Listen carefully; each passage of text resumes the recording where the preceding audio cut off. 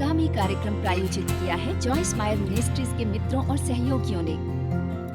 खैर, मुझे यकीन है कि हर कोई मिडल ईस्ट में वर्तमान उथल पुथल के बारे में जानता है। सचमुच सैकड़ों हजारों को जबरदस्ती उनके घरों से निकाला गया। आप जानते हैं, ये रिफ्यूजी जिन्हें उनके घरों से निकाल दिया गया है, उनके पास न टेंट है, न पानी है, न कोई मदद है।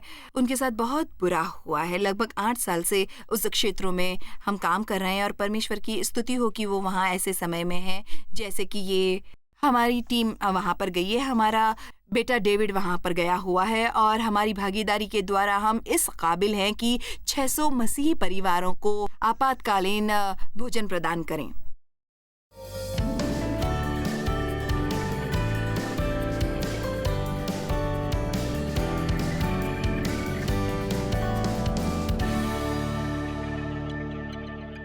पिछली रात हमने आपसे क्रोध के बारे में बात करना शुरू किया और हमने इफिसियों अध्याय 4 से शुरू किया। वो कहता है, क्रोध तो करो पर पाप मत करो, सूर्यास्त होने तक तुम्हारा क्रोध न रहे। तो वो ये नहीं कहता अगर तुम्हें क्रोध आए, जब तुम्हें क्रोध आए, हम सब अपने जीवन में अलग अलग समय पर क्रोध का अनुभव करते हैं। क्रोध की भावना पाप नहीं है। हम उस क्रोध में क्या करते हैं वो पाप बन सकता है। आप इसे दबाना नहीं चाहते, आप इसे गलत तरह से व्यक्त नहीं करना चाहते। हमें अपने पर संयम रखने की जरूरत है। इसलिए परमेश्वर ने हमें आत्मसंयम दिया है। मैं आपको प्रोत्साहित करना चाहूंगी कि अपने बच्चों को क्रोध के विषय में ठीक से सिखाएं। उन्हें ये ना सोचने दें कि हर समय जब वो क्रोधित होते हैं तो वो कुछ गलत कर रहे हैं, लेकिन उन्हें उनके क्रोध पर संयम रखना सिखाएं और हिंसक न होने दें और ऐसी चीजें न करें जिनका कोई मतलब नहीं है। अगर आप अपने बच्चों से चाहते हैं कि वे गुस्सेल बच्चे न बने तो आपको भी जरूरत है गुस्सेल माता पिता न हो, क्योंकि वो आपसे ही सीखते हैं। आप जो करेंगे वो वही करेंगे। बिल्कुल ऐसा ही है, मैंने अपने पिता से किया। और इसलिए पिछली रात हमने सीखना शुरू किया एक मसीही की तरह कैसे लड़े जब कोई हमसे बुरा बर्ताव करता है। इसका जवाब ये नहीं कि उनसे बदला लेने की कोशिश न करो, ये बुराई के बदले बुराई करना नहीं है, लेकिन परमेश्वर पर भरोसा रखो और भला करो। अपना भरोसा परमेश्वर पर रखें। परमेश्वर आप ही हमारे हिमायती हैं। मैं आप पर भरोसा करती हूँ अपने दिल से। मैं डील करना चाहती हूँ लोगों से जो मुझसे बुरा व्यवहार करते हैं। मैं परमेश्वर के लिए काम से दूर नहीं जा रहा जो संसार में सब मतलबी लोगों से निपटना है। मैं अपना ध्यान केंद्रित रखता हूँ सिर्फ परमेश्वर पर। मैं लोगों की मदद करूंगा, उनकी सहायता करूंगा। हम आसानी से समझ सकते हैं इस बारे में। आइए केवल ये कहें कि वहां सैकड़ों लोगों को बुलाया गया है राज्य में अलग अलग काम करने के लिए, गरीबों की मदद, मिशनरी में बनने के लिए, सुसमाचार के उद्देश्य के लिए, नेताओं की पूजा करने के लिए। इसीलिए चलिए कुछ बातें करते हैं। हर एक को काम सौंपा जाता जिन्हें कहते हैं अभिभिक्त मसीही, और ये सब दुष्ट आत्मा का काम है कि उनको फंसाना और परेशान करना, उन्हें कष्ट देना, ऐसे लोगों को उनकी राह में डालना जो उनसे दुर्व्यवहार करें, उन्हें दुख दें। और इसलिए यदि ये 100 मसीही नहीं समझते कि ये किस विषय में बात कर रही हूँ या परमेश्वर अपने वचन में क्या सिखाते हैं, तो वे लोग अपना पूरा समय इन लड़ाइयों को लड़ने में गुजार देंगे। वो रहते हैं हर समय शिकायत करते, वो कठोर और नाराज रहते हैं और वे कभी उस काम को पूरा नहीं करते जिसके लिए परमेश्वर ने उन्हें बुलाया है करने के लिए। इसे समझना बहुत आसान है कि हमारी लड़ाई शरीर और खून से नहीं, बल्कि सिद्धांतों से और ताकत और ऊंची जगहों पर अनैतिकता से है। और हम एक युद्ध में है और हमें जरूरत है लड़ने की, लेकिन हमें सीखना है एक मसीह की तरह कैसे लड़े। एक ही तरीका है जिससे आप बुराई जीत सकते हैं, वो है अच्छाई से। आप बुराई को बुराई से नहीं जीत सकते और क्रोध को क्रोध से नहीं, बस समझ से बुराई को अच्छाई से जीत सकते हैं। क्या आपने मुझे सुना? परमेश्वर अच्छा होने से नहीं रोकते क्योंकि ये दुनिया बुराई से भरी है। अब हमें एक लड़ाई लड़नी है, हम एक युद्ध में हैं। मसीह की देह एक सेना कहलाती परमेश्वर की सेना, और बाइबल में ये कई जगह पर हमें सैनिक संबोधित किया गया है परमेश्वर की सेना के। और इसलिए एक तीमुथियुस अध्याय 6 वचन 12 पौलुस ने तीमुथियुस से कहा कि उसे विश्वास की अच्छी लड़ाई लड़नी थी। इसलिए हमने होता है, लड़ने का एक सबसे अच्छा तरीका है कि विश्वास में बने रहो और कहते रहो, कहते रहो, कहते रहो, परमेश्वर, इससे कुछ फर्क नहीं पड़ता। पड़ता है मैं अपने जीवन में क्या होता है, मैं आप पर विश्वास करता हूँ। विश्वास को अच्छी कुश्ती लड़ और उस अनंत जीवन की धर ले जिसके लिए तू बुलाया गया है और बहुत गवाहों के सामने अच्छा अंगीकार किया था। इसलिए कहता है केवल लोगों को मत बताओ, लेकिन लड़ो विश्वास की अच्छी लड़ाई। कि आप मानते हैं कि जब आपको समस्या होती है तो आप बजाय परेशान होने के आप अपना मुंह खोलते। बताइए कौन है यहाँ पर ऐसा? जब आपको परेशानी होती है तो आप क्या करते हैं? किसी ने आपके बारे में झूठ कहा है, जब किसी ने आपको पार्टी पर नहीं बुलाया, जब किसी ने आपको नकार दिया है। आइए थोड़ा गहराई में जाएं। जब कोई आपको गाली देता है, जब कोई आपका दुरुपयोग करता है, जब आपको नौकरी से निकाल दिया जाता है, आप जिस बढ़ोतरी के हकदार है वो आपको नहीं मिलती, किसी और को मिलती है। क्रोध समस्या को सुलझाने का तरीका नहीं है।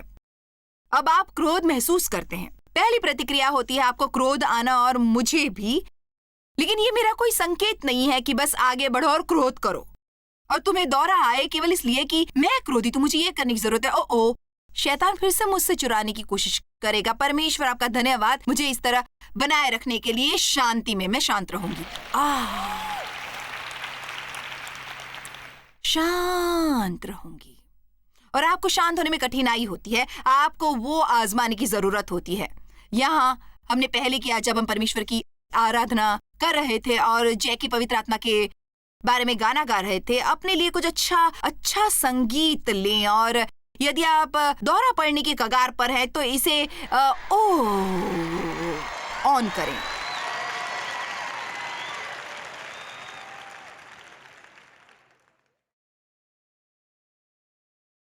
अब ठीक है प्रभु, मुझे ऐसा लगता है, लेकिन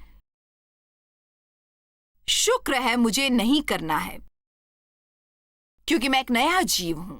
तो ये मेरा जवाब है और मैं अपने साहस से वो करता हूं। ये मेरा जवाब है मेरे विरुद्ध अटैक का। परमेश्वर, मैं आप पर विश्वास करती हूं। मैं आप पर विश्वास करती हूं। मैं यहोवा के विषय में कहूंगी, भजन संहिता 91 वचन 1 और 2। वचन 2 में यहोवा के विषय में कहूंगा कि ये मेरा शरण स्थान और गढ़ है। मैं यहोवा के विषय में कहूंगा जो परम प्रधान के छाए हुए स्थान में बैठा रहे, वो सर्वशक्तिमान की छाया में ठिकाना पाएगा। अगर आप शैतान से हारना नहीं चाहते तो परमेश्वर की मौजूदगी में बने रहे और कहते रहे, परमेश्वर आप पर विश्वास करता हूं, परमेश्वर आप पर विश्वास करता हूं।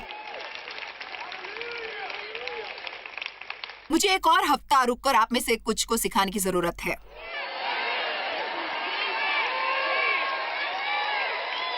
और आपकी सभी परिस्थितियों के बारे में बड़बड़ाने के अलावा मैं कुछ और करने को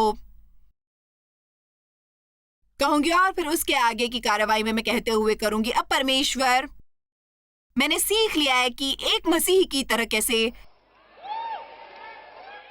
लड़ा जाए। चलिए मैं आपसे पूछती हूँ, आप क्या करेंगे? ठीक है, आप पर हमला हो रहा है। आइए एक कहानी बनाते हैं। पास्टर वफादार रहा, उसका एक साथी पास्टर भी है, वो प्यार करता है और धन्य, और वह उसे अच्छे पैसे भी देता है और वो उसकी इज्जत करता है और उसे सम्मान देता है, और उस आदमी को काफी छुट्टियां भी मिलती है, और इसलिए उस आदमी के दिमाग में आता है कि उसकी अपनी सेवकाई होनी चाहिए। इसलिए बजाय उसे सही करने के लिए और पास्टर के पास जाकर उन्हें ये बताने के लिए उसके दिल में क्या है और उससे मदद मांगने के लिए सही से करने का क्या तरीका है, वो विरोध करने लगता है। पास्टर में गलत चीजों को ढूंढकर, मुझे नहीं पता आपको क्यों ऐसा लगता है जैसे पास्टर एक तरह से अपने अभिषेक को खो रहे हैं। और क्या आपने वो नई कार देखी जो उन्होंने खरीदी है? मैं सच कहता हूं, आपको पता है, तो अपना पैसा उनके लिए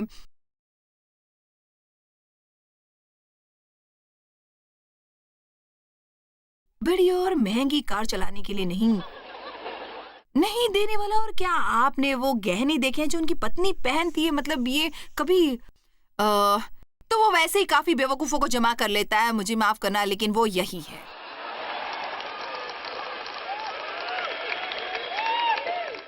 ये काफी बुरा है किसी के लिए ऐसा करना, लेकिन हम भी वैसे ही मूर्ख हैं जैसे कि वे हैं यदि हम उनकी सुनते हैं।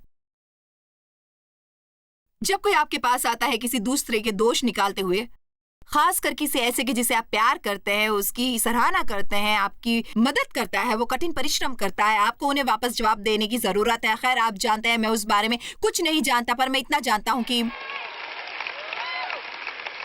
उन्होंने मेरी मदद की है। मेरी बात सुनिए। ऑफेंस एक यूनानी शब्द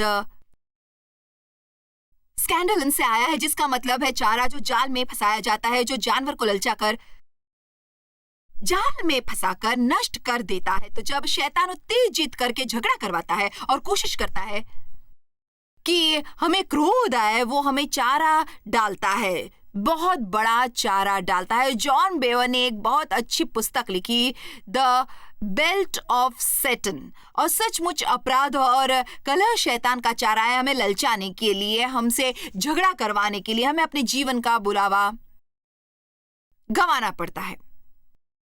हम ये भी गवा देंगे कि परमेश्वर हमसे क्या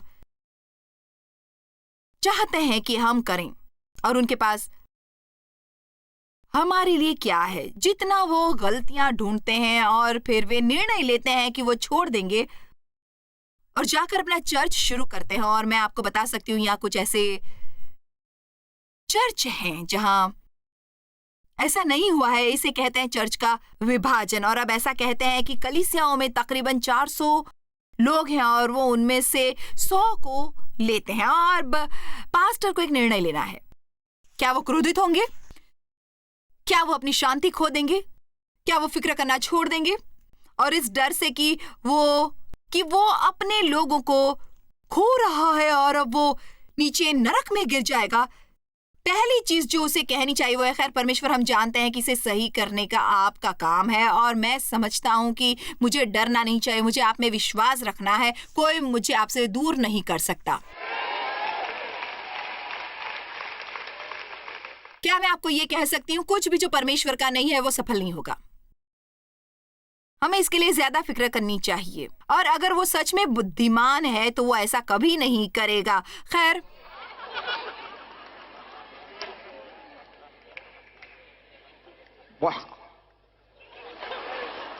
मैं ऐसा क्यों करना चाहूंगा? क्योंकि एक मसीही ऐसे ही लड़ता है।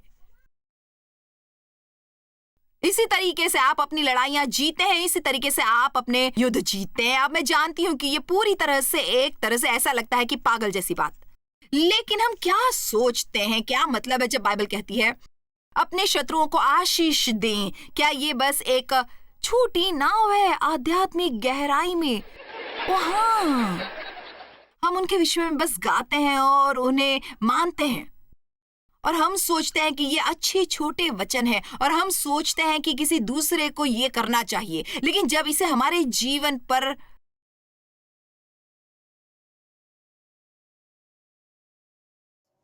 लागू करने की जरूरत है।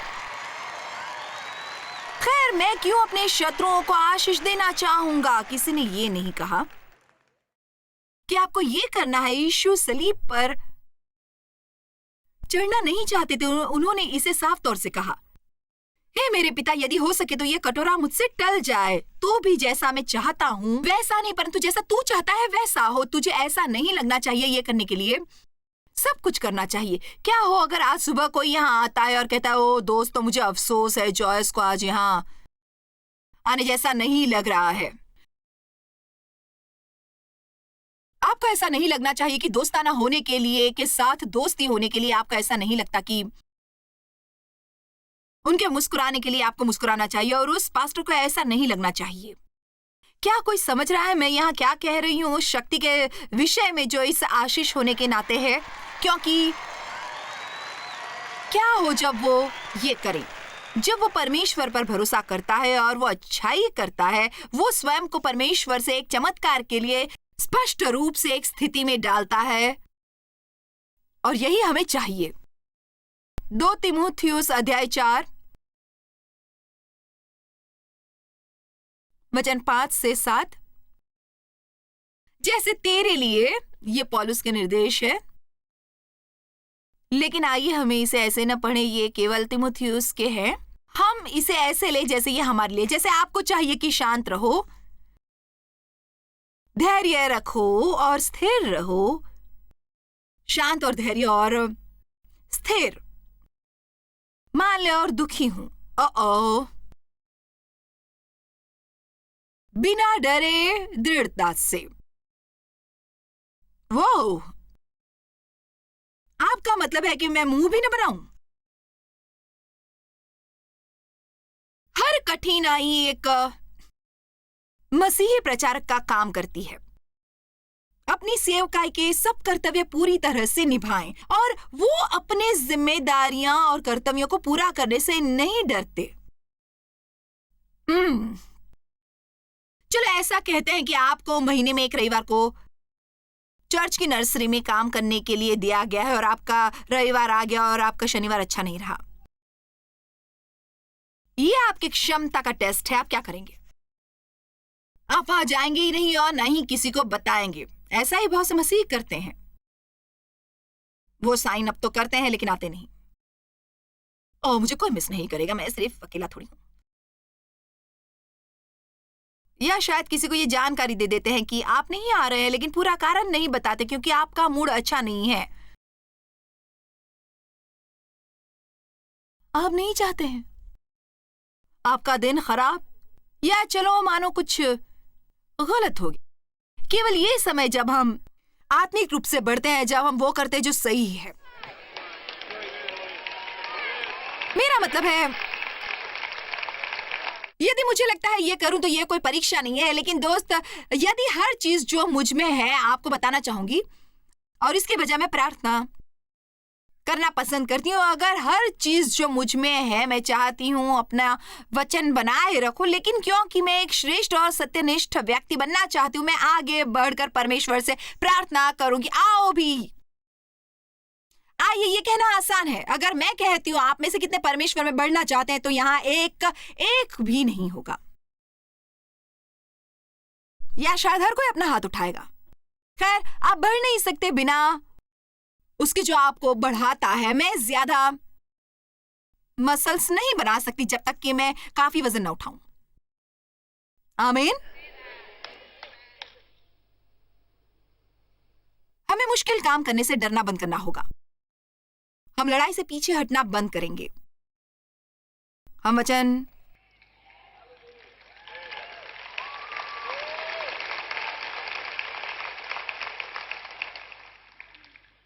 पांच फिर से पढ़ते हुए वचन 7 तक जाएंगे। पर तू सब बातों में सावधान रहकर दुख उठा, सुसमाचार प्रचार का काम कर और अपनी सेवा को पूरा कर, क्योंकि अब मैं अर्थ की नाई उंडेला जाता हूं और मेरे कूच का समय आ पहुंचा है। अब इसे फिर से देखते हैं।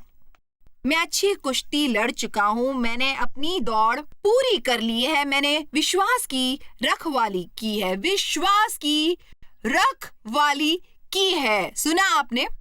विश्वास की रखवाली की है। Wow wow wow! आपने देखा, मैंने 20 साल पहले जो निर्णय लिया था, मुझे उसे खत्म करना था। यूहन्ना अध्याय 17 पढ़ रही थी और जब वचन 4 पर थी, जहां यीशु कहते, जो काम तूने मुझे करने को दिया है उसे पूरा करने में मैंने पृथ्वी पर तेरी महिमा की। और मुझे परमेश्वर ने छुआ। जब मैंने वो पढ़ा और मैं रोने लगी और रोई और रोई और रोई, और मैंने एक दृढ़ निर्णय लिया, मैं अपनी दौड़ पूरी करूंगी आपके अनुग्रह और आपकी मदद से। और मैं आपके सामने खड़ी होना चाहती हूं और ये कहने की योग्य हूं, मैंने वो सब किया जो आप चाहते थे कि मैं करूं। मैंने अपना 99 नहीं किया है, मैंने उसे बीच में ही नहीं छोड़ दिया क्योंकि वो बहुत कठिन लग रहा था।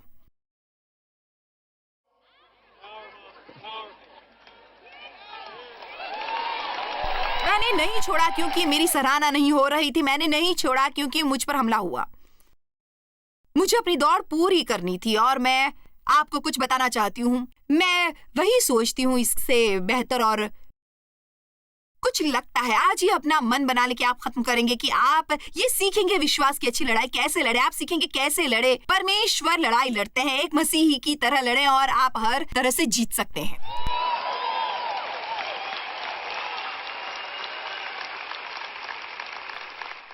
आपके लिए ये निर्णय कोई नहीं ले सकता, कोई नहीं। मुझे ये वचन बहुत पसंद है। बाइबल युद्ध के विषय में बताती है, ये शस्त्रों के विषय में बताती है। हम सैनिक हैं, हम परमेश्वर की सेना में, और हम अपनी लड़ाइयां जीत नहीं सकते क्रोध से। आप प्रभावी रूप से प्रार्थना भी नहीं कर सकते। बाइबल कहती है जब तुम प्रार्थना करो, अगर तुम्हारे में किसी के विरुद्ध कुछ है, उन्हें माफ करो, उसे जाने दो। आप इन वचनों को जानते हैं, लेकिन आप जानते हैं यदि मेरे पास यहाँ एक वेदी होती, शायद अब इतना नहीं हो सकता, लेकिन यदि मैं केवल इस सुबह यहाँ आकर कहूँ, आप जानते हैं मुझे यहाँ उन सब के लिए प्रार्थना करनी है जो क्रोध में है, कड़वाहट में है, चिड़े हैं, आपके मन में आइए भी, मैं किसकी बात कर रही हूं?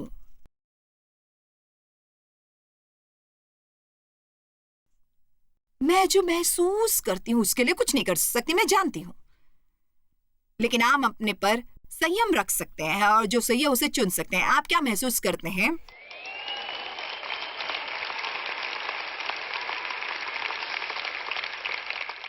अब अगर पिछली रात आप यहां थे तो शायद आप कहे, खैर तुम क्या एक तरह से स्वयं को दोहरा रही हो।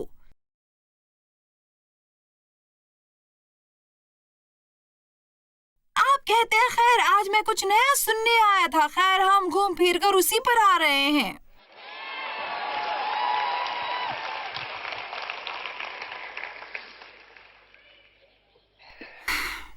इफिसियों 4:30, और परमेश्वर के पवित्र आत्मा को शोकित मत करो, उसकी उपेक्षा मत करो, या न चिढ़ाओ या न उसे उदास करो, जिससे तुम पर छुटकारे के दिन के लिए छाप दी गई है, मसीह के माध्यम से अंतिम उद्धार की बुराई और पाप के परिणामों से सब प्रकार की कड़वाहट। अब ये एक साथ चलते हैं। वो हमें ये बताने की तैयारी कर रहे हैं कि हम पवित्र आत्मा की उपेक्षा कैसे करते हैं। सब प्रकार की कड़वाहट और प्रकोप और क्रोध और कलह और निंदा, सब बैर भाव समेत तुमसे दूर की जाए। अब आप जानते हैं यदि वास्तव में आप ये सब चीजें अपने में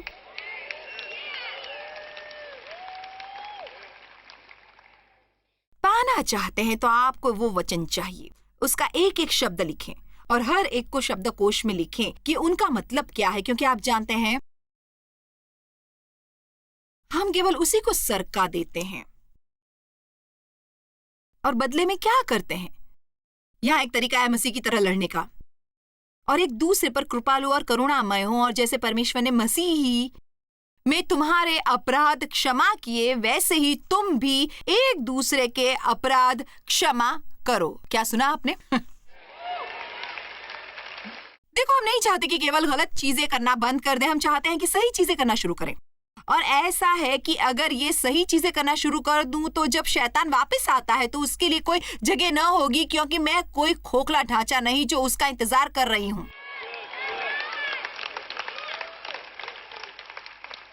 आप कल्पना भी नहीं कर सकते कि आप कितने ताकतवर हैं अगर आप निर्णय लें, आप सही निर्णय लें जो इंतजार नहीं करता है कि किसी को क्या लगता है। आपको बस आशीष बनना है, लेकिन आप वो उद्देश्य से करते हैं।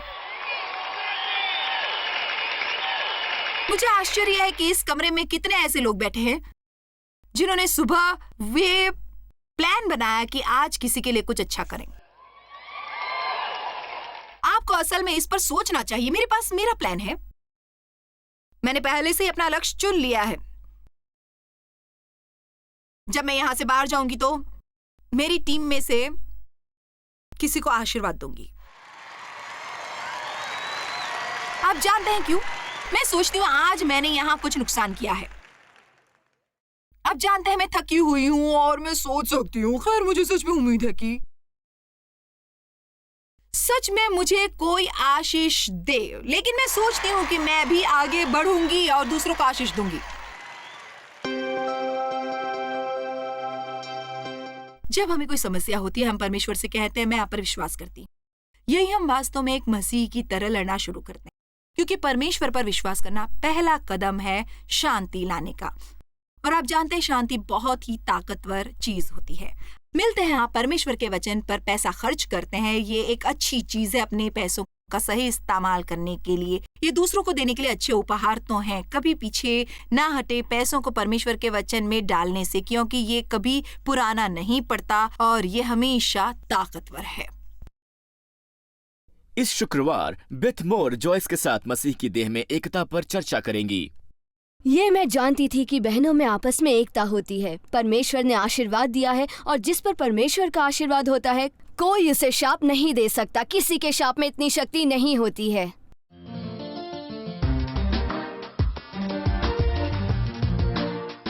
आप जितना परमेश्वर की निकटता में चलते हैं, आप उनके वचन को उतना अधिक जानते हैं। यह आपके जीवन में ज्योति बन जाता है और यह किसी अंधेरे को दिखाता है। आज सुबह मैंने प्रार्थना की, परमेश्वर अगर मेरे में कहीं अंधकार है तो आपकी ज्योति जला। कृपा करे परमेश्वर, मुझे बेकार चीजें नहीं करनी है। हमें जरूरत है अपने लिए प्रार्थना करने की। हम उन चीजों के लिए प्रार्थना करें जिनकी हमें जरूरत है। हमें जरूरत है प्रार्थना करने की। परमेश्वर हमारे लिए काम करे, वो हमें बदलें, हमारे जीवन को बदल दे। केवल प्रार्थना शुरू करें, परमेश्वर मैं वो बनना चाहती हूँ जो आप चाहते हैं कि मैं बनूं।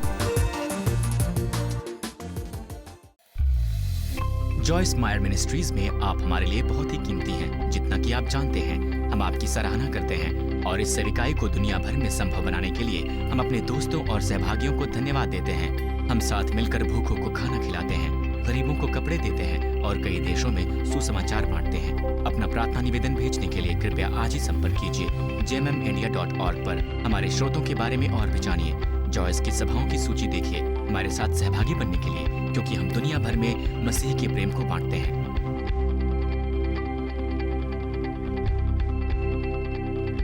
इसका खर्च उठाया है जॉयस मायर मिनिस्ट्रीज के मित्रों और सहयोगियों ने।